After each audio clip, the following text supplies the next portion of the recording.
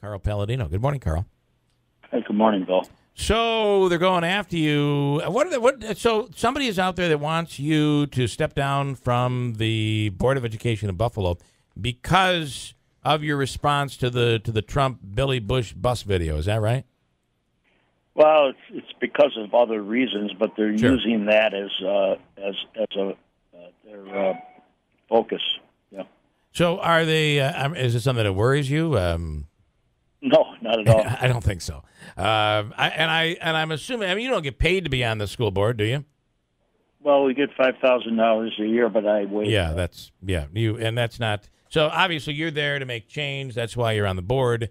But at the end of the day, and probably they're not going to be able to accomplish anything anyway. You were voted by the people of the school district, voted in. They can't. I'm an elected official. They can't. Yeah. Can't dismiss me. All right, let's talk about that. First of all, Trump, the numbers really didn't take a big dip after. Some would say those that are undecided, women are an issue, but in terms of overall numbers, they haven't taken a dip after the bus video. Meanwhile, Billy Bush there is his career is all but dead. He's going to be fired by NBC. Trump handling this. You think locker room talk, and that's a good way to excuse it away? Well, it's. I think there's a lot of men. I made a general statement that there were all men, okay, because there are men that are not normal men. But in the case of Donald Trump, he's your everyday guy. He's got street talk, gutter talk, locker room talk to show their sexual prowess. In 99% of the cases, there's no discipline in that kind of talk. It's exaggerated. It's created. It just turns into nonsense. Yeah. And my point is,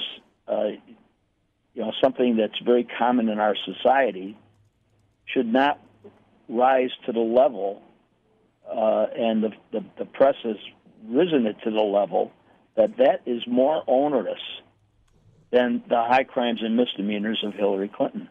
And I sit there and I scratch my head and I say, what's wrong with these people? Carl, I mean, don't they realize this woman is a felon? She's an unindicted felon. I mean, she has conspired with the Obama administration to have an investigation. And yesterday they published the words of a U.S. attorney and an FBI agent who actively worked on the investigation, and they said that Comey was all alone in his decision, and that over 100 FBI agents and 7 or 8 U.S. attorneys that worked on the case were all in favor of charging her. Wow.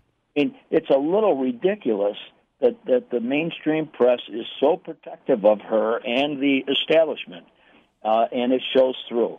And I think what's happened with Trump is people that get on his bus and with that understanding, okay, that they're going to get rid of that kind of lame government and that kind of crooked government and get someone in there who's going to do what's right for the American people.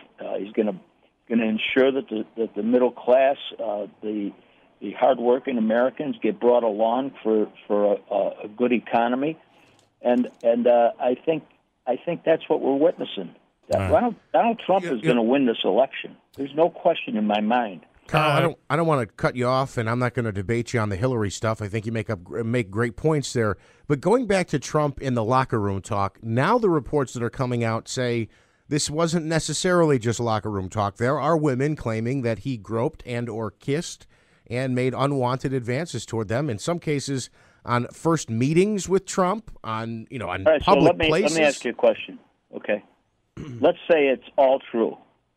Okay, does it come anywhere near a woman under subpoena boldly and brazenly erasing, and not only erasing, but bleaching out on her computer 30,000 emails while under subpoena by Congress? I think you want to balance this stuff? Yeah, I think at the end of the day, though, you don't have conviction on Hillary right now. Well, we don't have conviction because we know that the government was complicit. Yeah, but if the FBI were to come back and say we're going to indict, I think he's not going to come back. Okay? I understand. Unless James Comey resigns. But with Trump, you have women coming out and saying he groped me. I was on a plane and he put his hand up my skirt. I mean, I don't think we can look to the other side and say, well, yeah, look what she did. I don't think you can do that. Well, compare the criminality of it. The problem is there is no no. You compare it. I don't know. Every American has to judge. The problem that you have here is there is no full indictment of Hillary Clinton.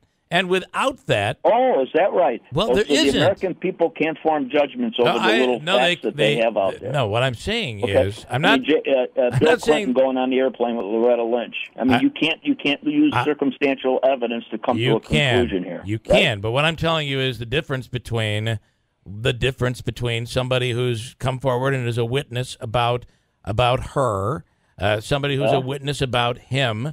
unfortunately, wait a minute. I understand. This is the same woman we're talking about who, to shut up Jennifer Flowers, paid her $800,000. This is the same woman who went after the other innocents, if you want to call them, the women that consorted with her unfaithful husband. But are you honestly, though, are you honestly surprised by that? There are many women in America who their husband has been supposedly caught cheating. And the first thing they do, and they go and they blame the woman. The very first thing they do, it's an American thing. It's a human nature issue. Some do differently. Some completely blame the man, and for whatever reason we don't know. It's again there's evidence, but there's no verdict, and that's what's lacked here. So it's circumstantial. You're right. No, you say you don't have evidence, direct evidence of Hillary. I don't want to be defending Hillary. I really don't want to. What direct evidence do you have of these women? Okay, who I know you got that. Have they been cross-examined on you're stand? Right. You have their word. They didn't report it. It's all political bullshit going on, and it's terrible, and the American people are very disheartened about the political process. Because Donald Trump has exposed the underbelly of it. Let me ask you this, though. At the end of the day, I mean, you're a smart guy. You know the deal, and you know New York politics, and I don't think Trump can win New York. While I know he's going to carry upstate by a landslide, I don't think he can win New York. But that all remains to be seen. Polls show right now with the Electoral College that Hillary has a huge lead, and the path to victory for Trump is, he's got to bring more people into the tent. How does he do that? Because it seems that those that are really kind of on the fence, and we've seen it even in their own party, Paul Ryan and John McCain, those that are on the fence are beginning to run from him, and that is not the path to victory. How do you explain that away? I think if you go up to 50,000 feet and you look at this whole picture, what's going to happen on November 8th isn't about Donald Trump. It isn't about Hillary Clinton. It's about the direction of America for the next 30 or 40 years. Sure. Supreme That's Court. what it's about. It's about the families. It's about the kids. It's about the future generations of the voters who are going to vote. And when you take a very, very serious look at it under a microscope, which person would you rather have leading you? What dogma would you rather have leading you and leading your country? Well, you know that the WikiLeaks having no effect on Hillary supporters. The Billy Bush bus video has no real effect on Trump supporters. So you have that group in the middle, and I don't know. Do they get? I mean, do they get to the point where that group that really is the deciding factor in this race? Are they going to be like? I'm so disgusted by this race. I'm not even voting. I don't like either one. I'm not voting. That would. I mean that would probably put Hillary in office. You're giving a vote to Hillary. I agree with that. That's the case here. If those people don't, they're going to put Hillary in, no doubt. Trump has to grow his votes over the course of the next 3 weeks, and I guess this is the approach. And I would expect it's an approach that you're good with. I mean, you're a tough guy, and you can be crass, and people that don't like you probably don't like you because you shoot from the hip. And that's why I would think a perfect you and Donald. But I'm an Trump. informed person also. I am not saying you're not. I'd never say that. I mean, you do a lot of work, but I guess I'm wondering, how do you get to that group that really needs to grow the number for Donald Trump to really win this thing on November 8th? Or are you telling us in the next couple of weeks you're going to see Donald go up to 50,000 feet and really explain to people just how onerous the alternative is. Sunday, next Wednesday, another debate. Chris Wallace is the moderator. How does he does he spray the whole room with? I mean, does he go nasty? One of the most honest journalists I've ever heard. I'm asking, what does Trump do? What do you think he should do on Wednesday? I think he should behave himself just like he did in the last one. Okay. Same deal. And you know, we keep hearing that there's more revelations coming out on Trump. Anything big that's going to be coming out on Hillary? Do you think there's going to be how the press has everybody primed up? You know, they prime them up and they say, "Oh, there's more coming," and people, and that's as good as a statement of saying, "Well, we caught him with the gun in his hand." Okay, that's how bad it is, and I think the American people are disgusted with the actions, of both parties in this. I do. I feel probably you're right. Is there a bombshell coming on Hillary? Is one of those WikiLeaks going to be the one big thing that finally call her Teflon Hillary? Is there going to be something coming out between now and then that's going to be? Well, you got to say to yourself, okay, so let's say WikiLeaks does release something. Yeah. Will the press put it out there? Well, you know what it seems now that Hillary's done a very good job, though. Let's say her camp has done a great job of every time another big WikiLeaks story comes out, there's another Trump scandal that gets out there. And everybody runs to the low hanging fruit, and that's sex and all that stuff. That's what everybody runs to. Yep. All right. You're predicting a big win for Trump, though. You're still in that camp that says Donald Trump will be the next president of the United States. I am certain Donald Trump is going to win this election. And there ain't that kind of faith in the American people. No way in hell the people that are trying to attack you in Buffalo are ever going to get you off that school board with a petition. No, not at all. All right, Carl. As always, the petition is a lie. Okay, the petition says that I advocated for sexual assault and rape. Right. And I never did that. All I said was that his words should be taken in the context, of what our culture is. Yeah. And I did not defend the actions. I did not defend, sexual assault or rape. All right, Carl Paladino. David, I'll give you the last word on this one. Dave in Utica, you want to comment on Carl's words here, Dave? Yeah, I think Mr. Paladino made a couple of good points. A lot of people are in the weeds on these things, and the conversations that you hear on the radio, people are repeating 2 or 3 days later as though it's gospel. A few days after that, more information comes forward that proves that, well, it isn't quite the way it was presented by the media. Right. So you have a system. System is built in.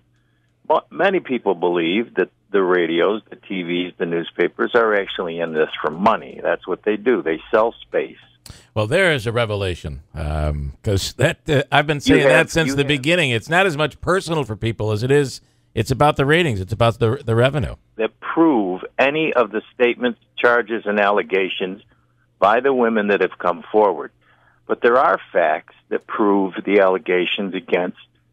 Yeah, but she wasn't convicted. That's the problem. There were no charges. There were no charges, which is what I'm saying. She wasn't indicted, so she couldn't be convicted. That's the problem. You have that still missing and lingering out there, so you're left with the same situation you had with the women that are coming forward.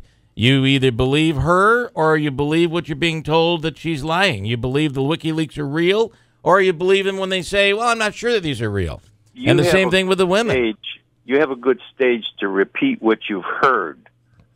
What you've heard, Bill. You and I weren't there. We weren't at these incidences that have been alleged by people. Which is exactly what I'm saying. I'm telling you, we're left as the public to really not know what the... when there's a verdict at the end of the day and somebody's found guilty, it's very easy for the public to deal with that. And here, it's still left in the open. So people get to pick sides. And to be honest with you, at this point, I think if there was a guilty verdict, I'm not sure that people would even believe it when it comes to Hillary.